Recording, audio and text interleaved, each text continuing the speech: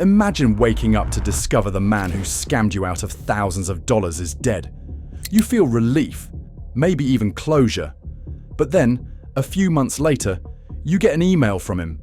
Not his estate, not his lawyer, him, alive and well. This isn't a movie. This actually happened. And the man at the center of it all was a once promising rap legend turned con artist, Tim Dog. This is the story of how a hip-hop icon pulled off one of the most bizarre scams in music history, faked his own death, and disappeared with nearly $4 million. Stick around, because this wild tale will make you question what's real, what's fake, and how far someone will go to escape the consequences of their past. In the early 1990s, Tim Dog was a name you didn't mess with, especially if you were on the West Coast. He came out of the Bronx with a raw energy that couldn't be ignored. His debut album Penicillin on Wax dropped in 1991 and made waves with its aggressive, unapologetic style. But what really caught everyone's attention was the track Fuck Compton, a direct diss to West Coast rap legends like Dr. Dre and Eazy-E. It sparked one of hip-hop's earliest coast-to-coast feuds. Tim Dog wasn't just a rapper, he was a statement. He was a firestarter in an era when the genre was still figuring itself out. His feud with death row artists might have put a target on his back, but it also put his name in the spotlight. For a brief moment, Tim Dog looked like the next big thing in rap.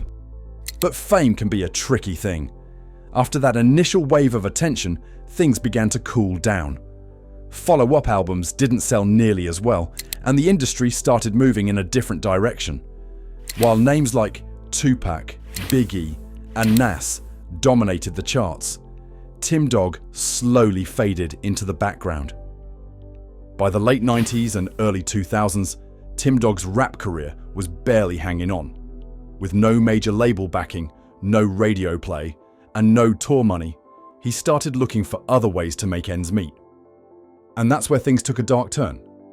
What started as a rap career ended up becoming a long con. Tim Dog reinvented himself, not as a rapper, but as a smooth-talking businessman. He claimed to be working on new albums, promising producers, collaborators, and even fans that they could get in on the ground floor of his comeback. All they had to do was send him money. He also began targeting women, especially those he met online. Tim Dog used dating websites to find vulnerable, often older women, and spun them stories about being a big-time music producer. He promised them love, marriage, even joint bank accounts. And one by one, they sent him money, sometimes thousands of dollars at a time. One of his most vocal victims was Esther Pilgrim, a woman from Mississippi who ended up losing over $30,000 to him. She thought she was helping her fiancé get back on his feet, but as the months passed and the promises never materialized, the truth became clear. Tim Dog wasn't just struggling financially, he was a scammer. Esther wasn't the only one. Authorities believed there were at least 20 other victims across the US and possibly abroad. The total losses? Around $4 million. And despite the overwhelming evidence, Tim Dog always had an excuse. He blamed label delays, business disputes, or even personal emergencies. And somehow, people kept believing him, at least for a while. Eventually, the law caught up with him. In 2011, Tim Dog was convicted of grand larceny for defrauding Esther Pilgrim. He was sentenced to 5 years of probation and ordered to pay back the money in monthly installments. But here's where the story goes from criminal to completely insane. In 2013, just a year into his probation, Tim Dog was reportedly dead. A news story from a music website announced that he had died from complications related to diabetes. Social media lit up. Old fans mourned, and even some of his victims felt a strange kind of closure. But something didn't sit right. For one thing, no death certificate was ever produced. There was no obituary in any major newspaper, no public memorial, no funeral. Just a vague announcement online and a few tweets from people in the music scene. And then Esther Pilgrim received an email. It was from someone claiming to be a mutual friend of Tim's. The email said Tim was alive and hiding out overseas. Pilgrim was stunned. Was this some kind of sick joke? Or had she been duped again? She wasn't the only one with questions. When Tim Dog stopped making his court-ordered payments, the judge in his case demanded proof of death. But no one could provide it. Not his lawyer, not any family member, not even the supposed hospital where he died. That's when an arrest warrant was issued for a dead man. Investigators began digging. They found no official record of Tim Dog's death in the state of Georgia, where he was supposedly buried. They also discovered that his social media accounts had been quietly updated even after his death. The more they looked, the clearer it became. Tim Dog may have faked his death to escape justice. This wasn't just a theory, it became a real case. The district attorney's office reopened the investigation, and media outlets started reporting on what they called one of the most bizarre twists in music history. There were rumours he was hiding out in Africa. Others claimed he was living under a new identity in Europe. One thing was clear. The man known for starting a rap war in the 90s had just pulled off one of the greatest vanishing acts in hip-hop.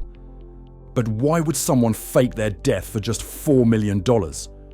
That might sound like a lot, but it's a drop in the bucket compared to the heat he was under. Tim Dog faced not only legal pressure, but also increasing media scrutiny and angry victims who wanted payback. The court was watching him closely. Faking his death might have seemed like the only way out. And here's the twist. No one has ever officially proven he's alive. His body was never found, his death never confirmed, and his victims are still left in the dark. Some believe he's long gone, while others are convinced he's sipping cocktails on a beach somewhere, watching the world forget. So, what do we take away from this? First, charisma can be a powerful weapon. Tim Dog used his voice, not just on the mic, but in real life, to manipulate, deceive, and control people. His victims weren't dumb. They were human. They believed in a man who once stood toe-to-toe with some of the biggest names in music. Second, the music industry has always been a magnet for scams. Behind the glitz and glamour, there are countless people trying to cash in on someone else's dream. Tim Dog just took it to a whole new level. And finally, this story reminds us that in the age of social media and digital records, faking your death is harder than ever, but not impossible. If Tim Dog really did pull it off, he might go down as the most unexpected Houdini in hip-hop history. If you enjoyed this wild ride through one of rap's strangest stories, make sure to hit that like button and subscribe for more jaw-dropping tales from the worlds of music, money, and mystery. Have a theory about what really happened to Tim Dog? Drop it in the comments. We read them all. And remember, in a world where anyone can vanish with the click of a button, stay sharp, stay skeptical, and most of all, stay curious. Thanks for watching.